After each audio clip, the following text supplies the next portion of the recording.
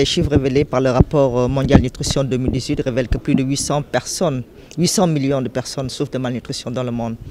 Et l'Afrique est la région où l'on trouve toute la combinaison des différentes formes de malnutrition, allant donc de l'insuffisance pondérale, la surcharge pondérale et à l'anémie, surtout qui touche les femmes et les enfants. Ce même rapport mondial 2018 sur la nutrition, il révèle que plus de 18 millions d'enfants souffrent de malnutrition chronique en Afrique de l'Ouest. Vous savez, la malnutrition chronique a des conséquences presque irréversibles dans le développement humain en termes d'affecter le potentiel intellectuel de l'enfant. Et c'est ce qui nous interpelle. Ce qui nous interpelle parce que nous sommes dans un environnement où quand même nous avons un dispositif législatif, politique institutionnelle très fort au niveau international, régional et national.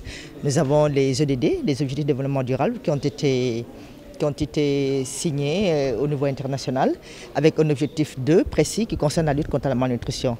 Et pourtant, la malnutrition est un droit fondamental qui a été inscrit dans l'article 25 de la Déclaration universelle des droits de l'homme qui date de 1948.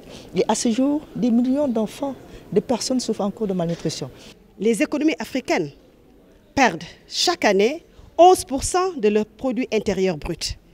Et selon l'UNICEF, c'est près de 25 milliards qui est perdu au niveau des économies africaines par an.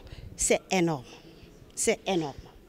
Et l'Afrique est le continent qui perd le plus haut tribut par rapport à la malnutrition. Alors, par rapport à cela, aujourd'hui, nous devons sensibiliser au plus haut niveau les chefs d'État pour les amener à faire de la nutrition une priorité nationale. Comprendre les enjeux qui sont derrière, parce que nous ne pouvons pas parler d'un capital humain fort alors qu'à l'enfance, l'enfant souffre. Vous savez que les 1000 premiers jours de vie des enfants est important, c'est-à-dire depuis la grossesse jusqu'à ce que l'enfant ait 2 ans. Si on veut agir, c'est à cette période qu'il faut agir, qu'on appelle période d'opportunité. Il est facile d'agir pour éviter à ces enfants de ne pas avoir un plein potentiel. Pour lutter contre la malnutrition, nous avons besoin de ce secteur éducation qui est extrêmement fort parce que plus les populations sont éduquées, plus les interventions communautaires de lutte contre la malnutrition sont efficaces. Nous avons également besoin du secteur genre.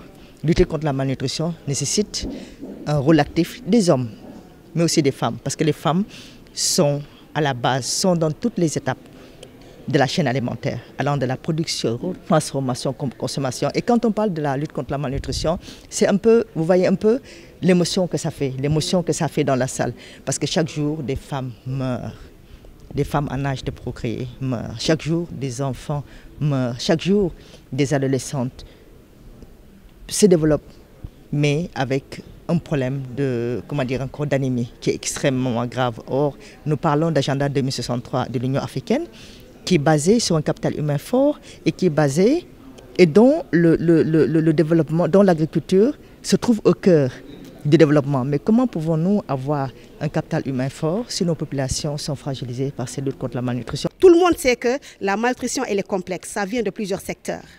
Donc, ayons un plan multisectoriel, budgétisé, faisant de sorte qu'il y ait une redevabilité sectorielle, c'est-à-dire quoi? Un secteur qui a un plan d'action budgétisé, avec des indicateurs clés. On doit pouvoir aussi rendre compte de ces indicateurs, où nous en sommes, à travers un plan de suivi et d'évaluation des performances pour faire des ajustements à temps.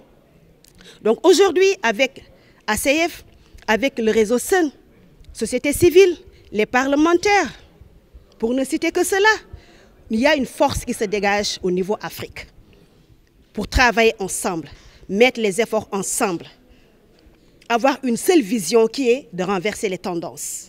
Et à travers le tableau de bord continental que le secrétariat de Island avec ses partenaires viennent de finaliser, vous voyez qu'il y a encore à faire.